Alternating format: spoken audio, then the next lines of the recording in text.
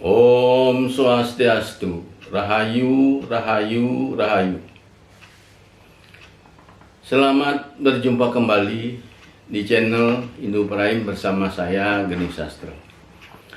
Pada kesempatan ini saya akan membahas mengenai sesembahan.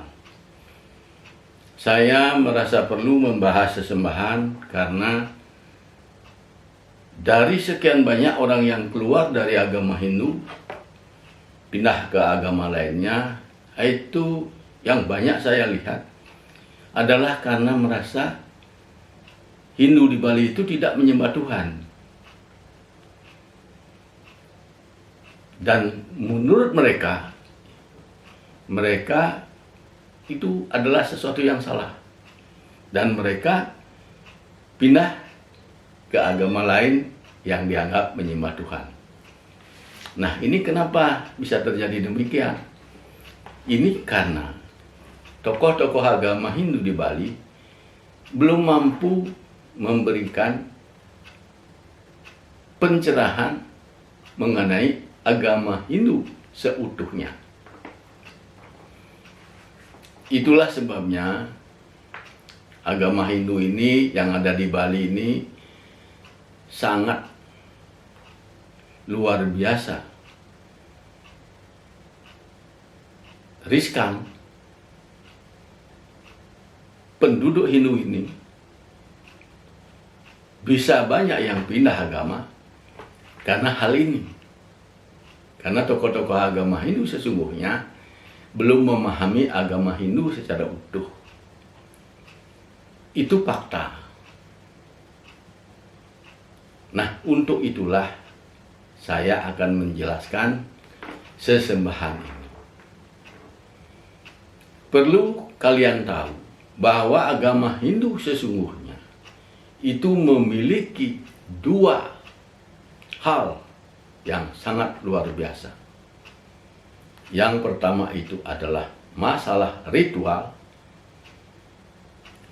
Yang kedua adalah masalah rohani. Masalah ritual pemujaan di agama Hindu itu adalah bebas. Sri Krishna melarang orang-orang Hindu pengikutnya untuk menyamaratakan cara pemujaan. Karena perbedaan itu adalah value.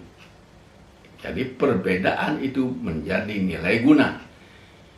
Kalau kita sama cara pemujaan kita dengan cara yang di India, maka orang kalau ingin melihat ritual Hindu tidak akan ke Bali, pasti dia ke India. Tetapi karena di dalam agama Hindu ritual itu diberikan maju sesuai dengan budayanya, peradabannya, juga tradisinya. Sehingga seluruh umat Hindu yang ada di semua benua itu berbeda-beda cara pemujaannya. Ada orang yang tidak mengerti agama Hindu mengambil kesimpulan bahwa itu salah. Masa agama tidak sama?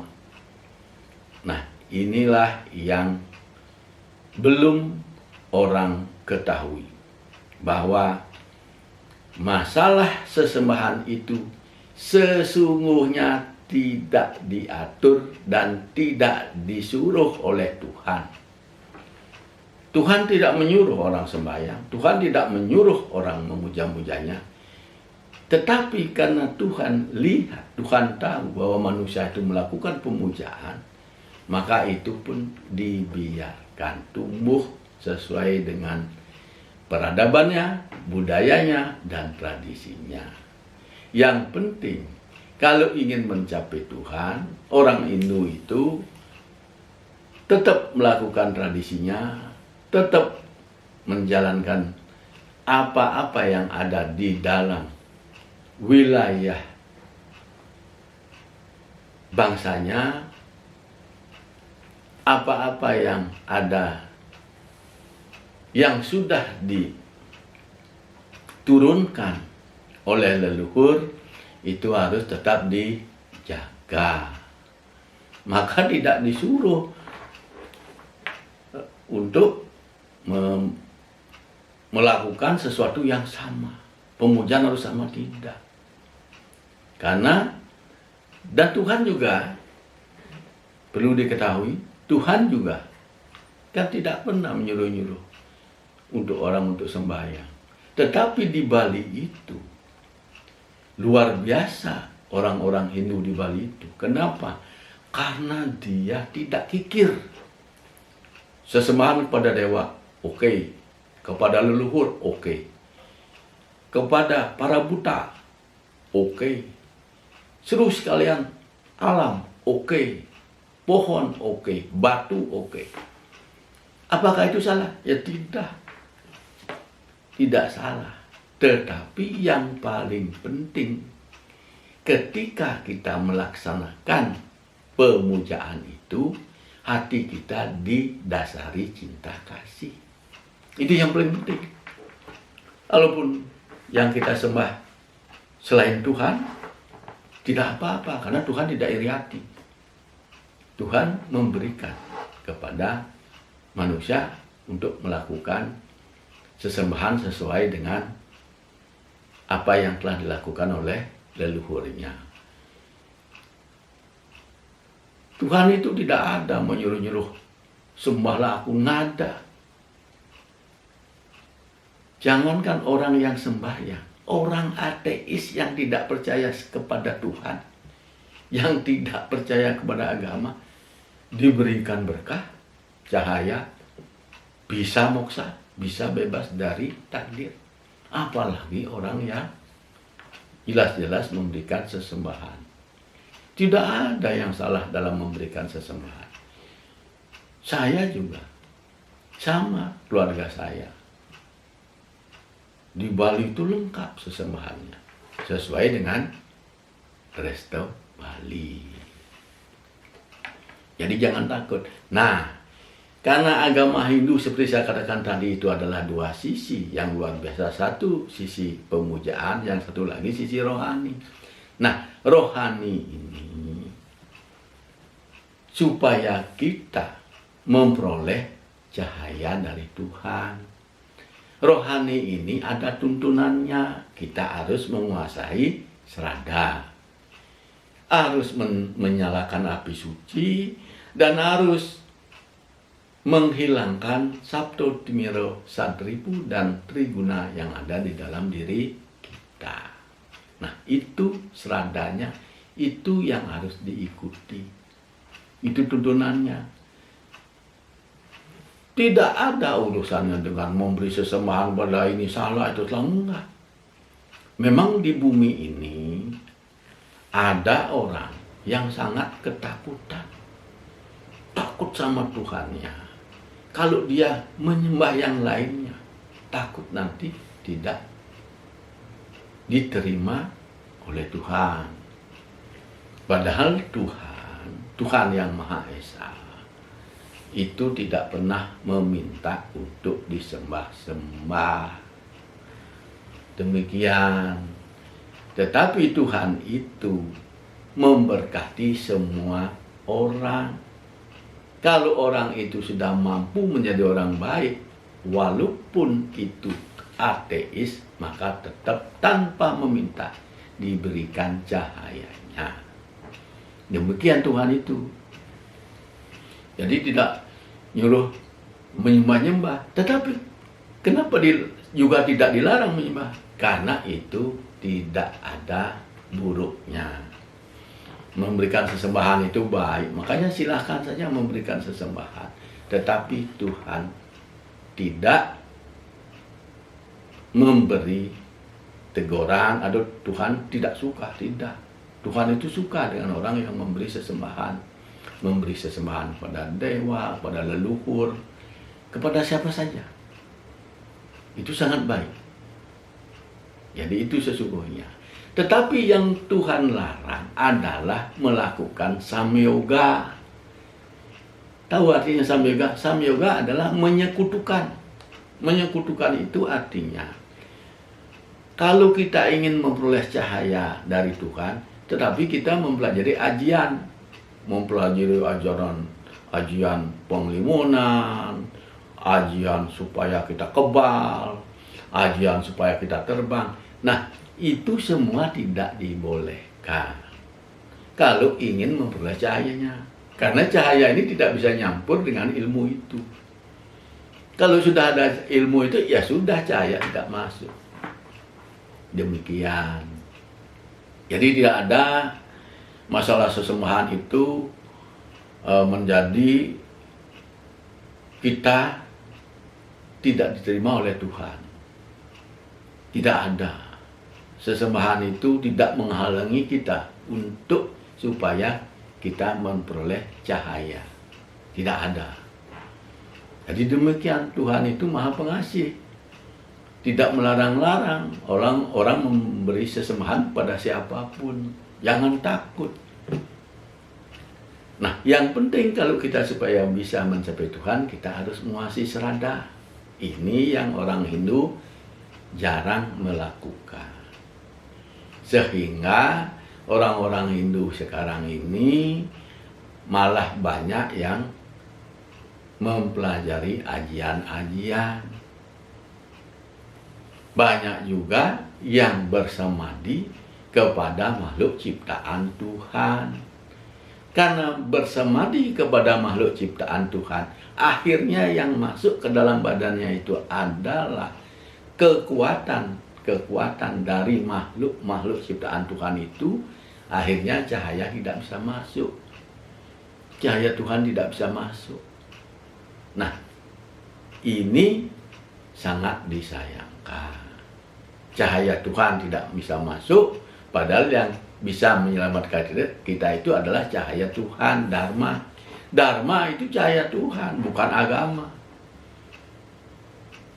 Dharma itu bahasa Sanskerta, cahaya bahasa Indonesia, iman bahasa Ibrani.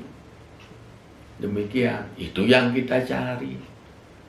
Nah, kalau kita mencari Dharma, mencari cahaya, maka kita harus menguasai serada. Setelah kita menguasai serada, maka kita mudah-mudahan Tuhan yang Maha Esa memberikan berkatnya. Nah, ini keadaan ini atau situasi ini ada di Kitab Suci Bhagavad Gita bab 9 sloka 23. Di dalam bab 9 sloka 23 Tuhan bersabda bahwa walaupun bersembahyangnya, pemujaannya sesuai dengan leluhurnya, tetapi kalau dia menguasai serada dan ketika dia melakukan pemujaan itu didasari dengan cinta kasih, maka dia tetap mencapai Tuhan. Demikian, Mas. Saya baca supaya kalian tidak ragu untuk melakukan sesembahan. Jangan ragu, karena itu tidak ada yang salah. Salah kalau kita melakukannya dengan amarah, kebencian, dan fitnah. Saya bacakan. Yepi anio dewata bakto ya janti seradayan wita tepi mam ewa kaunteo ya jantio widi purwakam. Artinya, ada juga pengikut Tuhan melakukan pemujaan selain kepada Tuhan yang Maha Esa, tetapi mampu menguasai serada dan pelaksanaan pemujaannya didasari rasa cinta kasih, wahai putra Kunti, niscaya mereka mencapai Tuhan yang Maha Esa, walaupun cara pemujaannya mengikuti cara-cara yang dilakukan oleh para pendahulunya, tetapi pelaksanaan pemujaannya memiliki nilai kebenaran. Nah, demikian bunyi dari Sloka 23 bab 9 ini. Jadi walaupun kita mengikuti cara-cara leluhur kita, tetapi ketika melaksanakannya didasari dengan cinta kasih dan kita juga mampu menguasai serada, maka kita pasti mencapai Tuhan. Demikian, jangan takut, jangan khawatir memberikan sesemua supaya kita bisa damai. Kita harus membaca buku. Tetapi kitab suci Bhagavad Gita yang sekarang beredar memang sudah disesatkan artinya sejak dari India. Yang ditulis oleh Srimad atau Prabhupada itu tafsirnya sudah sesat, tetapi masih kita beruntung aslinya huruf Sanskertanya itu masih asli. Walaupun ada yang ditulis salah, kita bisa mengkoreksi. Nah, juga walaupun ini banyak yang disesatkan, tetapi kita sudah memiliki kamus, tentunya kita melakukan pengkajian yang harus memiliki nilai kebenaran. Tetapi memang sampai saat ini banyak sekali orang-orang Hindu yang sudah diakui memiliki kemampuan menguasai agama Hindu, tetapi sesungguhnya tidak menguasai. Karena orang itu bisa dikatakan menguasai agama Hindu ketika dia mengerti dua hal, yaitu Dharma dan Moksa. Sekarang orang-orang Hindu di seluruh dunia tidak mengerti Moksa. Padahal Moksa itu sudah dijelaskan dengan gamblang di kitab Bhagavad Gita. Tetapi kalau dibaca yang sudah disesatkan, maka kalian tidak akan menemukan yang benar. Moksa itu tidak mati. Moksa itu hidup abadi, dan apabila selesai di dunia ini, maka dia akan pindah ke tempatnya Tuhan. Moksa itu terbebas dari takdir. Orang moksa tidak mengalami penyakit, bebas dari penyakit, bebas dari penuaan, dan tidak mati. Itu orang moksa.